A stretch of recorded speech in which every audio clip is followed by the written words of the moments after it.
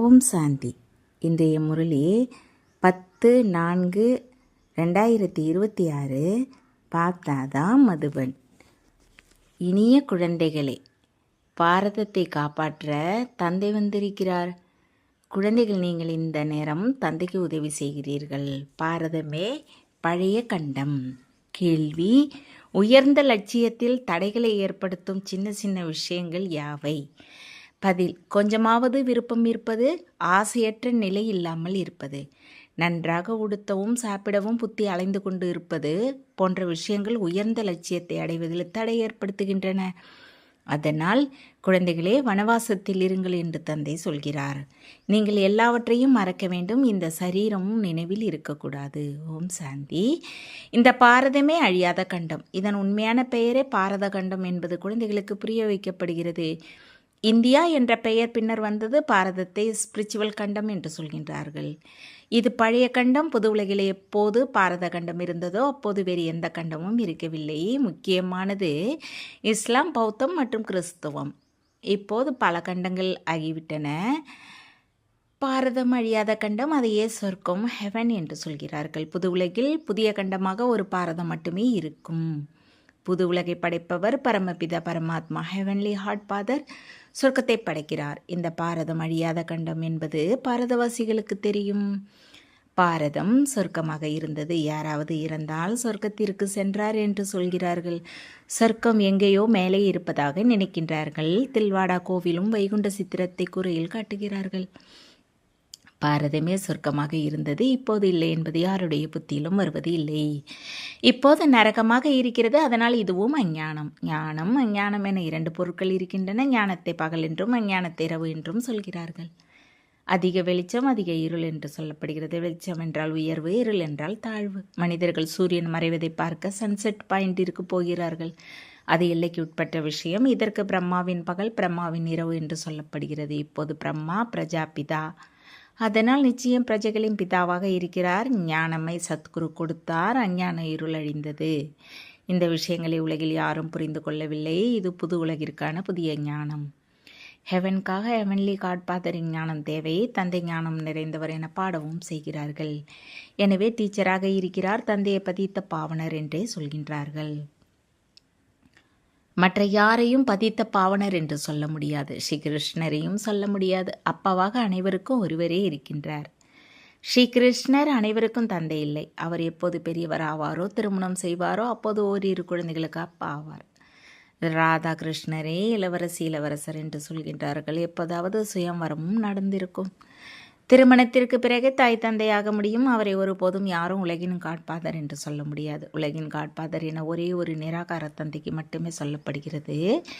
Great great grand father என சிவபாபாவை சொல்ல முடியாது. கிரேட் கிரேட் கிராண்ட் ஃபாதராக பிரஜாபிதா பிரம்மா இருக்கின்றார். அவரிடமிருந்து மனித பிரிவுகள் தோன்றுகின்றன. அந்த நிராகார காட்பாதர் நிராகார ஆத்மாக்களுக்கு தந்தையாக இருக்கிறார்.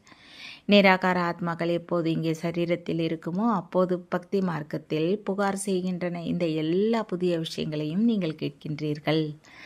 சரியான விஷயங்கள் எதுவும் எந்த சாஸ்திரத்திலும் இல்லை. நான் நேரில் அமர்ந்த குழந்தைகள் உங்களுக்கு புரிய வைக்கின்றேன். பிறகு இந்த ஞானம் அனைத்தும் காணாமல் போய்விடும். பிறகு எப்போது தந்தை வருவாரோ அப்போது சரியான ஞானத்தை புரிய வைப்பார். குழந்தைகளுக்கே நேரில் புரிய வைத்து ஆஸ்தி கொடுக்கின்றார். பிற்காலத்தில் சாஸ்திரங்களை உருவாக்குகிறார்கள். அவற்றை உண்மையாக உருவாக்க முடியாது. ஏனென்றால் உண்மையான உலகமே முடிந்து போய் கண்டமாகிறது. அதனால் பொய்யான பொருள்களே இருக்கும். ஏனென்றால் இறங்குங்களையே ஏற்படுகிறது. உண்மையானால் உயரங்களை ஏற்படும். பக்தி என்பது இரவு. இருளில் தடுமாற வேண்டியிருக்கிறது. தலை வணங்கி கொண்டே இருக்கின்றார்கள். அப்படி கார் இருளாக இருக்கிறது. மனிதர்களுக்கு எதுவும் தெரிவதில்லை. வாசல் வாசலாக அலைந்து கொண்டு இருக்கின்றார்கள். இந்த சூரியனுக்கும் உதயமும் மறைவும் ஏற்படுகிறது. அதை குழந்தைகள் சென்று பார்க்கின்றீர்கள். இப்பொழுது குழந்தைகள், நீங்கள் ஞான சூரியன் உதயமாவதை பார்க்க வேண்டும். பாரதத்தின் உயர்வு மற்றும் தாழ்வு. சூரியன் எப்படி மூழ்கிறதோ அப்படி பாரதம் மூழ்கிறது. சத்யநாராயண கதையில் பாரதத்தின் படகு கீழே செல்வதாகவும் பிறகு தந்தை வந்து அதை காப்பாற்றுவதாகவும் காட்டுகின்றார்கள். நீங்கள் இந்த பாரதத்தை மீண்டும் காப்பாற்றுகிறீர்கள். இது குழந்தைகள், உங்களுக்கு மட்டுமே தெரியும். நீங்கள் அழைப்பும் கொடுக்கின்றீர்கள். அதற்கு புது உலகை உருவாக்கும் கண்காட்சி என்று பெயர் சரியாக இருக்கிறது. புது உலகம் எப்படி ஸ்தாபனை செய்யப்படுகிறது என்பதை விளக்கும் கண்காட்சி சித்திரங்கள் மூலமாக விளக்கம் கொடுக்கப்படுகிறது. எனவே அதே பெயர் தொடர்ந்து வந்தால் நல்லது. புது உலகம் எப்படி ஸ்தாபிக்கப்படுகிறது அல்லது உயர்வு எப்படி ஏற்படுகிறது என்பதை நீங்கள் காட்டுகின்றீர்கள். பழைய உலகம் நிச்சயம் தாழ்ந்து போகிறது. அப்போது உயர்வு எப்படி ஏற்படுகிறது என்பது காட்டப்படுகிறது. ராஜ்யத்தை பெறுவதும் இழப்பதும் ஒரு கதையைப் போல இருக்கிறது. 5000 வருடங்களுக்கு முன்பு என்ன இருந்தது? சூரியவம்ச ராஜ்யம் இருந்தது என்று சொல்வார்கள். பிறகு சந்திரவம்ச ராஜ்யம் ஸ்தாபனையானது. அவர்கள் ஒருவர் பிறரிடமிருந்து ராஜ்யத்தை பெறுகின்றார்கள். இன்னாரிடமிருந்து ராஜ்யத்தை பெற்றதாக காட்டுகிறார்கள். அவர்கள் ஒன்றும் ஏணியை புரிந்து கொள்ளவில்லை. நீங்கள் தங்க யுகத்தில் இருந்து வெள்ளி யுகத்திற்கு சென்றீர்கள், ஏணியில் இறங்கி வந்தீர்கள் என்பதை தந்தை புரிய வைக்கிறார். இது 84 பிறவிகளில் ஏணியில் இறங்க வேண்டியிருக்கிறது. பிறகு ஏற வேண்டும். கீழிறங்கும் ரகசியத்தை புரிய வைக்க வேண்டியிருக்கிறது. பாரதத்தின் தாழ்வு எவ்வளவு காலம், உயர்வு எவ்வளவு காலம்? பாரதவாசிகளின் உயர்வு தாழ்வை பற்றி சிந்திக்க வேண்டியிருக்கிறது. மனிதர்களின் ஆர்வத்தை எப்படி தூண்டுவது? பிறகு அவர்களுக்கு அழைப்பும் கொடுக்க வேண்டும். சகோதரனே, சகோதரியே, வந்து புரிந்து கொள்ளுங்கள். தந்தையின் புகழை முதலில் சொல்ல வேண்டும். சிவபாபாவின் புகழை குறித்து ஒரு போர்டு இருக்க வேண்டும். பதித்த பாவனர் ஞானக்கடல், பவித்ரம், சுகம், சாந்தியின் கடல், செல்வத்தின் கடல், அனைவருக்கும் சத்கதி வழங்கும் வல்லல், ஜகத் பிதா, ஜகத் டீச்சர், ஜகத்குரு சிவபாபாவிடம் வந்து உங்கள் சூரிய வம்ச சந்திரவம்ச ஆஸ்தியை பெறுங்கள் என்று சொல்ல வேண்டும். அப்போது மனிதர்களுக்கு தந்தையை பற்றி தெரியும். தந்தை மற்றும் ஸ்ரீ கிருஷ்ணரின் புகழ் வெவ்வேறாக இருக்கின்றன. இது குழந்தைகள் உங்கள் புத்தியில் அமர்ந்திருக்கிறது. சர்வீசபிள் குழந்தைகள் யாரோ அவர்கள் நாள் முழுவதும் ஓடிக்கொண்டு இருப்பார்கள். தங்கள் லௌகீக சேவை இருக்கும் போதும் விடுப்பு பெற்று சேவையில் ஈடுபடுவார்கள். இது ஈஸ்வரிய அரசாங்கம். குறிப்பாக மகள்கள் இந்த சேவையில் ஈடுபட்டால் அதிகமாக பெயரை வெளிப்படுத்த முடியும். சர்வீசபிள் குழந்தைகளின் பாலனை நல்லபடியாக நடந்து கொண்டிருக்கின்றது. ஏனென்றால் சிவபாபாவின் பொக்கிஷம் நிறைவாக இருக்கிறது. எந்த பொக்கிஷத்தில் இருந்து சாப்பிடுகிறீர்களோ அந்த பொக்கிஷம் நிறைவாக இருக்கிறது. துன்பங்களும் வேதனைகளும் தொலைகின்றன. நீங்கள் சிவவம்சிகள். அவர் படைப்பவர், நீங்கள் படைப்பு. அப்பா என்ற பெயர் மிக இனிமையாக இருக்கிறது. சிவன் மணமகனாகவும் இருக்கிறார். சிவபாபாவின் மகிமையே வேறு. நிராகாரர் என்ற வார்த்தை எழுதுவதால் அவருக்கு எந்த வடிவமும் இல்லை என நினைக்கின்றார்கள். சிவபாபாவை மிகவும் அன்பானவர், பரமபிரிய என எழுதியே ஆக வேண்டும். இந்த நேரம் யுத்த மைதானம் அவர்களுக்கும் இருக்கிறது, உங்களுக்கும் இருக்கிறது. சிவசக்திகள் வன்முறையற்றவர்கள் என பாடப்படுகிறது. அதனால் சித்திரங்களில் தேவிகளுக்கும் ஆயுதங்களை கொடுத்து வன்முறை செய்பவர்களாக காட்டியிருக்கின்றார்கள். உண்மையில் நீங்கள் யோகத்தில், அதாவது நினைவின் பலத்தால் உலகின் ராஜ்யத்தை பெறுகின்றீர்கள். ஆயுதங்கள் போன்ற விஷயமே இல்லை. கங்கையின் பிரபாவம் அதிகமாக இருக்கிறது. பலருக்கும் காட்சியும் கிடைக்கிறது. கங்கை நீர் கிடைத்தால் தான் கரை சேர முடியும் என பக்தி மார்க்கத்தில் நினைக்கின்றார்கள். அதனால் மறைமுக கங்கை என்று சொல்லிக்கொண்டே இருக்கிறார்கள். அம்பு எய்தவுடன் கங்கை வந்ததாக சொல்கின்றார்கள். கவுமுக்கிலிருந்தும் கங்கை வருவதாக காட்டுகின்றார்கள். நீங்கள் கேட்டால் மறைமுக கங்கை வருகிறது என்று சொல்வார்கள். திரிவேணியில் சரஸ்வதியை மறைமுகமாக காட்டுகின்றார்கள். மனிதர்கள் நிறைய விஷயங்களை உருவாக்கி வைத்திருக்கின்றார்கள். இங்கேயோ ஒரு விஷயம் மட்டுமே இருக்கிறது. அப்பா மட்டும் இருக்கிறார், அவ்வளவுதான். அல்லாஹ் வந்து சொர்க்கத்தை ஸ்தாபனை செய்கிறார். இறைவன் சொர்க்கத்தை ஸ்தாபனை செய்கிறார். ஈசன் சொர்க்கத்தை ஸ்தாபனை செய்கிறார். உண்மையில் ஈசன் ஒருவரே. இங்கே அவரவர் பாஷையில் பல பெயர்களை வைத்து விட்டார்கள். ஆனால் அல்லாவிடமிருந்து நிச்சயம் சொர்க்கத்தின் ராஜ்யம் கிடைக்கும் என்பதை புரிந்திருக்கின்றார்கள். இங்கே மன்மனா பவ என்று தந்தை சொல்கிறார். தந்தையை நினைவு செய்தால் ஆஸ்தி கிடைக்கும். ஆஸ்தி நிச்சயம் நினைவிற்கு வரும். படைப்பவரின் படைப்பே சொர்க்கம். ராமர் நரகத்தை படைத்தார் என்று சொல்வதில்லை. நிராகாரர் படைப்பவர் யார் என்பது பாரதவாசிகளுக்கு தெரியாது. நரகத்தை படைப்பவர் ராவணன் என்பது உங்களுக்கு தெரியும். அவனை எரிக்கின்றார்கள். ராவண ராஜ்யத்தில் பக்தி மார்க்க செடிகள் எவ்வளவு அதிகமாக பெருகியிருக்கின்றன.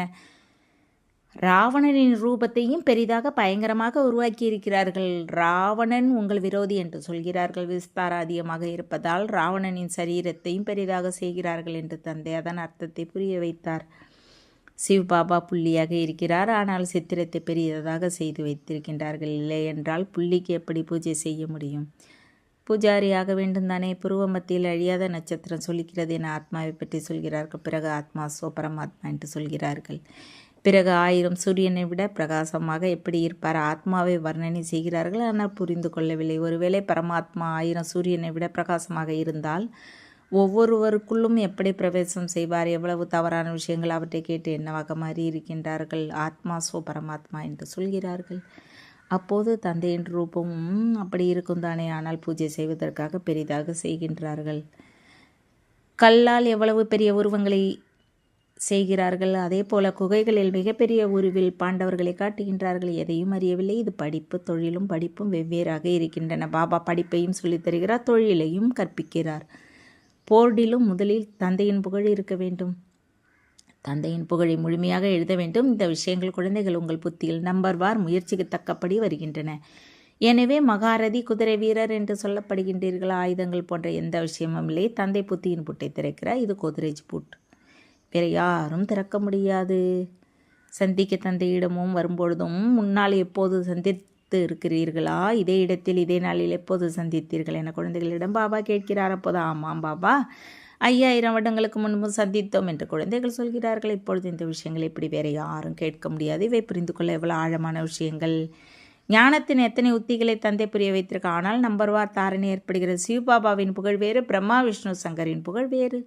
ஒவ்வொருவர் பாகமும் வெவ்வேறாக இருக்கிறது. ஒரு நாளை போல மற்றது இருப்பதில்லை. இது அநாதி நாடகம். இதுவே பிறகு ரீபீட் ஆகும். நாம் எப்படி மூலவதனத்திற்கு போகிறோம், பிறகு பாகத்தை நடிப்பதற்கு எப்படி வருகிறோம் என்பது இப்போது உங்கள் புத்தியில் அமர்ந்திருக்கிறது. நீங்கள் சூட்ச்மவதன வழியாக போகின்றீர்கள். வரும்போது சூட்ச்மவதனம் இருப்பதில்லை. சூட்ச்மவதனத்தின் காட்சி ஒருபோதும் யாருக்கும் கிடைப்பதில்லை. சூட்ச்மவதனத்தின் காட்சி காண்பதற்காக யாரும் தவம் செய்வதும் இல்லை. ஏனென்றால் அதை பற்றி யாருக்கும் தெரியாது. சூட்ச்மவதனத்தின் பக்தராக யாரும் இருப்பதும் இல்லை. சூட்ச்மவதனம் இப்போது படைக்கப்படுகிறது. சூட்ச்மவதனத்தின் வழியாக சென்று பிறகு புது உலகிற்கு வருவீர்கள். இந்த நேரம் நீங்கள் அங்கே வந்து சென்று கொண்டு இருக்கிறீர்கள். உங்களுக்கு நிச்சயதார்த்தம் முடிந்துவிட்டது. இது தாய் வீடு. விஷ்ணுவை அப்பா என்று சொல்ல மாட்டார்கள். அது மாமியார் வீடு. எப்போது குமாரி மாமியார் வீட்டிற்கு போவாரோ அப்போது பழைய ஆடைகள் அனைத்தையும் விட்டு போவார். நீங்கள் பழைய உலகையை விட்டு விடுகின்றீர்கள். உங்கள் வன்வாசத்திற்கும் அவர்களின் வன்வாசத்திற்கும் எவ்வளவு வித்தியாசம் இருக்கிறது. நீங்களும் எதிலும் விருப்பமில்லாமல் இருக்க வேண்டும். தேக அபிமானத்தை முறிக்க வேண்டும். விலை உயர்ந்த சேலை கட்டிலாம் உடனே தேக அபிமானம் வரும். நான் ஆத்மா என்பது மறக்கும். இந்த நேரம் நீங்கள் வனவாசத்தில் இருக்கின்றீர்கள். வனவாசம் மற்றும் வான்பிரஸ்தம் இரண்டு விஷயமும் ஒன்றுதான். சரீரத்தையே விட வேண்டும் என்றால் சேலையை விட மாட்டீர்களா என்ன? சாதாரண சேலை கிடைத்தால் உள்ளமே சிறிதாகிறது. இதில் மகிழ்ச்சி அடைய வேண்டும். நல்லது நடந்தது. சாதாரண உடை கிடைத்தது. நல்ல பொருளாக இருந்தால் அதை கவனமாக பராமரிக்க வேண்டும். இந்த உடுத்தும் உண்ணும் குடிக்கும் சின்ன சின்ன விஷயங்கள் உயர்ந்த லட்சியத்தை எட்டுவதில் தடைகள் ஏற்படுத்துகின்றன. குறிக்கோள் மிகப்பெரியது. இந்த கைத்தடியும் விட்டுவிடுங்கள் என கணவருக்கு சொன்னதாக கதையும் சொல்கிறார்கள் தானே. இந்த பழைய உடை, பழைய உலகம் அனைத்தும் அழிய வேண்டும். எனவே இந்த முழு உலகிலிருந்து புத்தியோகத்தை முறிக்க வேண்டும் என்று தந்தை சொல்கிறார்.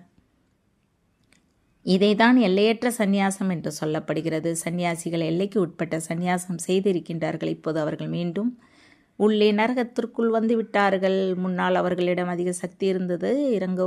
இறங்குபவர்களுக்கு என்ன மகிமை இருக்க முடியும்? புது புது ஆத்மாக்களும் கடைசி வரை தங்கள் பாகங்களை நடிக்க வந்து கொண்டிருப்பார்கள். அவர்களிடம் என்ன சக்தி இருக்கும்? நீங்கள் முழுமையாக 84 பிறவிகள் எடுக்கின்றீர்கள். இவை அனைத்தையும் புரிந்து கொள்வதற்கு எவ்வளவு நேரம்? புத்தி தேவை, நல்ல புத்தி தேவை. சர்வீசபிள் குழந்தைகள் சேவையில் ஆர்வத்தோடு இருப்பார்கள். தந்தை எப்படி உற்சாகத்தோடு பேசுகின்றார்களோ அதுபோல ஞானக்கடலின் குழந்தைகளும் சொற்பொழிவாற்ற வேண்டும். இதில் மனமுடைந்து போகக்கூடாது. நல்லது. இனிமையிலும் இனிமையான காணாமல் போய் கண்டெடுக்கப்பட்ட செல்ல குழந்தைகளுக்கு தாய் தந்தை பாப்தாதாவின் அன்பு நினைவுகள் மற்றும் காலை வணக்கம். ஆன்மீக குழந்தைகளுக்கு ஆன்மீக தந்தை நமஸ்காரம். ஆன்மீக தந்தைக்கு ஆன்மீக குழந்தைகளின் அன்பு நினைவுகள் மற்றும் நமஸ்காரம். தாரணைக்கான முக்கிய சாரம். 1. புத்தியால் எல்லையற்ற சந்நியாசம் செய்ய வேண்டும். இப்போது வீடு திரும்பும் நேரம். எனவே பழைய உலகம் மற்றும் பழைய சரீரத்தின் மீது விருப்பம் இல்லாமல் இருக்க வேண்டும். 2. நாடகத்தின் ஒவ்வொரு காட்சியை பார்க்கும் பொழுதும் சதா மகிழ்ச்சியாக இருக்க வேண்டும். வரதானம். பாப்தாதாவை உங்கள் துணைவராக உணர்ந்து டபுள் சக்தியோடு காரியம் செய்யும் சகஜ யோகியாகுக. எந்த காரியத்தை செய்தாலும் பாப்தாதாவை உங்கள் துணையாக்குங்கள். அப்போது டபுள் சக்தியோடு காரியம் நடக்கும். மேலும் நினைவும் மிக எளிதாக இருக்கும். ஏனென்றால் யார் சதா கூடவே இருப்பாரோ அவரது நினைவு தானாகவே இருக்கும். இப்படி கூடவே இருப்பதால் அல்லது புத்தி மூலமாக நிரந்தரமாக சத்தியத்தோடு சகவாசம் செய்வதால் சகஜ யோகியாகுவீர்கள். மேலும் சக்திசாலி சகவாசமாக இருப்பதால் ஒவ்வொரு காரியத்திலும் உங்களுக்கு டபுள் சக்தி இருக்கும். அதனால் ஒவ்வொரு காரியத்திலும் வெற்றி அனுபவமாகும். ஸ்லோகன். யார் ஒருபோது மாயாவின் பிரபாவத்தால் பரவசமாவதில்லையோ அவ்வரே மகாரதி. அவ்யக்து சைகை. மகானாவதற்கு இனிமை மற்றும் பணிவின் குணங்களை தாரணை செய்யுங்கள். இனிமையே பிராமண வாழ்வின் மகத்துவம். எங்கே இனிமை இருக்குமோ அங்கே பவித்திரம் இருக்கும்.